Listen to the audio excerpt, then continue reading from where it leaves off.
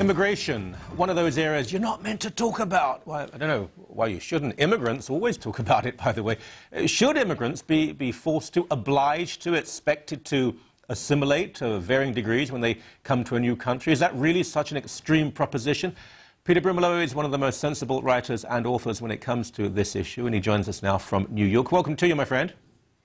Hello, Michael. How are you? I'm well. You know, my parents were born in Britain, but one of my grandparents was born elsewhere. My great-grandparents were immigrants. The first thing they wanted to do was be as English as they could be. That used to be the trend, but that's changed in the past couple of generations, hasn't it?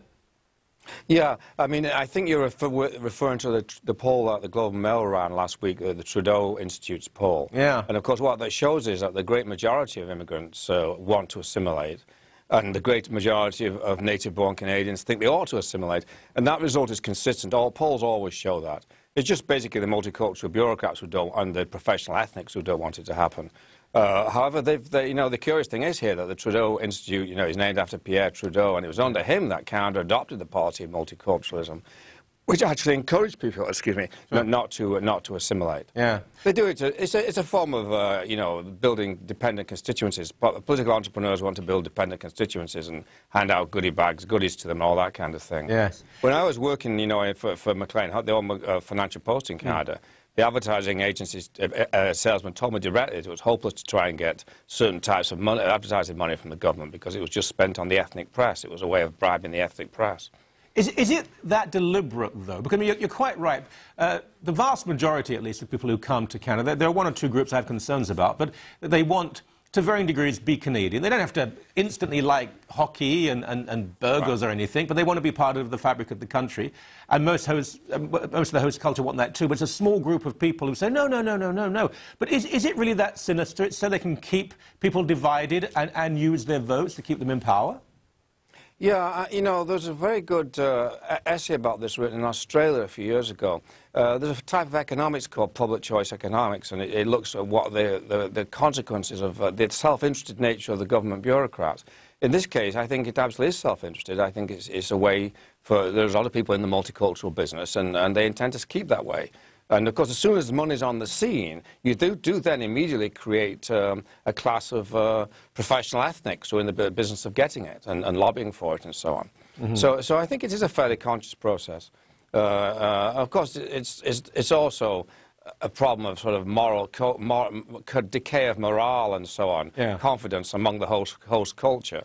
And there's no question that that's also a secondary factor that both in Canada and in the US, and for that matter in Britain itself, people have lost confidence in who they are, in a way that wasn't the case, when those men you were talking about were dying at Alamein. Well, of course. But what about, going beyond this issue, for the longest time, immigration largely was Judeo-Christian. People came from, in the United States and in Canada, if they came from Italy or Portugal, or if they came from Eastern Europe, there was a certain similarity, there was a similar context, the background, almost an inherited, I suppose, consciousness and memory.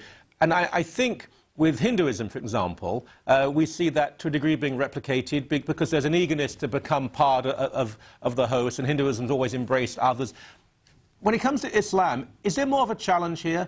I remember years ago in Britain, in the inner city, there were teachers who would say that some of the young Muslim children, they believed Britain to be a place that they happened to be living in. But most important to them still was their faith. Now, that doesn't apply to all Muslims, far from it, but there's enough Muslims that it does apply to, and that surely has all sorts of potential problems. I think that's right, Mark. I run this webzine that's devoted to immigration, vidare.com here, and I get letters from immigrants all the time saying that they're very critical of immigration policy, and they think too many immigrants are coming and they're not assimilating. It's quite rare to get it from Muslims. You get them from Hindus all the time. And Hispanics, but it was rare. But the other thing that's happened, Michael, as you know, is that Islam itself has gone through a great revolution in the last 30 years. I'm old enough to remember, when Nasser and the Arab socialism was supposed to be the way of the future. The secularism, Saddam Hussein was a secularist and a socialist. And that was supposed to be where things are going to go, and it turned out that that was wrong. The Muslim world's done a great U-turn, and it's become much more theocratic and much more fundamentalist over the last 30 years. Yeah. And that has to influence the Muslims who are here. Of course. Now, this is a different issue from immigration, but while we have you here, I'd like to chat to you about this, because Andrew Breitbart, of course, passed away. He was a great friend of the show, and I know that you had various mutual friends. There was a brief period, I think, of universal, oh my golly, shock, he's dead. But then, just within hours, you had people, I thought I was pretty hardened. They were saying, glad he's dead, good riddance, and just filthy comments. Now, let's juxtapose this with Rush Limbaugh, who I think probably was wrong, but he called a student, a 30-year-old student, who was arguing for birth control to be publicly funded, he called her a slut. He's apologized for it, but he is being labeled the most hideous person in media history for saying this, but all the same sort of people are rejoicing in the death of a 43-year-old man. Yes, I mean, it's a complete double standard, and the left is able to maintain this because they completely control the culture. A few weeks ago, you know, I was denounced on MSNBC by Al Sharpton, of all people. And he did it in very extreme terms. He said I should be sent to the moon. The moon was too good for me. And because of Sharpton, I immediately get a great flood of obscene emails. Now, if this had been a conservative and the other way around, and some left-wing liberal figure was getting obscene emails, you know, we would make a federal case out of it. Yeah. But I know there's just simply no chance of the left is just used to doing whatever it wants. They're like spoiled children. Yeah, I mean, it's so, I suppose, because the two events have occurred in the same week. And I'm not here to support Limbaugh. I think he probably did misspeak, and he has taken it back. But none of the people who've said about a 43-year-old father of several children, and imagine how these kids are reacting now, none of them, when they say, oh, I'm so glad I've spit on his grave and I'm glad he's dead and I hope it was painful, none of them are apologizing. In fact, they're tweeting and they're posting more, and some of them are quite mainstream people as well. That's right, that's right. It's just become a kind of a tradition that you can do that now on the left. They just take it for granted. One of the amazing things about the Limbaugh situation, of course, is, you know, it shows the absolute, excuse me, Michael, yeah. Sorry, the extent to which Christianity has simply ceased to exist as a force in our society. I mean, this girl was quite clear in a state of sin. I mean, she's fornicating and so on, and publicly announcing she's fornicating. And nobody, so from a Christian point of view, you know, she was a slut.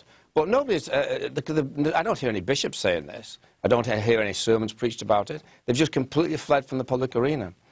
Oh, golly, I'm glad you said that. And I don't disagree. I mean, I personally wouldn't have used that word, but what she is saying is, I am...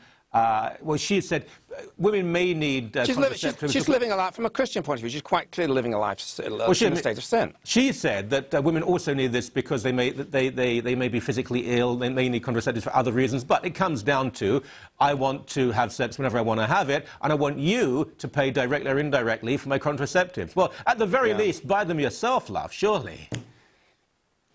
Well, actually, you know, they are freely available on campuses. I mean, there's all kinds of Planned Parenthood. The whole thing's a setup. I mean, this woman is a Democratic operative, and it's a setup to... they mean to nail Rush Limbaugh, and they will get him, I think, because they have such power over the advertising agencies. The advertising agencies, and perhaps I shouldn't say this to you, Michael, because I'm a 501c3, I'm a charity, but you're not. But they seem to be one of these places where, like trial lawyers, a plaintiff bar, or university professors, everybody in the business seems to be liberal. Yeah. And quite why that is, I don't know, but they're certainly using their power to. I mean, they've got Buchanan, they've got Lou Dobbs, they've got Glenn Beck. The list is getting very long here in the States. Well, if I'm not on tomorrow, you will know what's happened. Peter, as always, a great pleasure. Sorry about that, Michael. No, don't worry about it. Believe me, I'm too old to care. Thanks so very much. I appreciate it. Great to be with you again.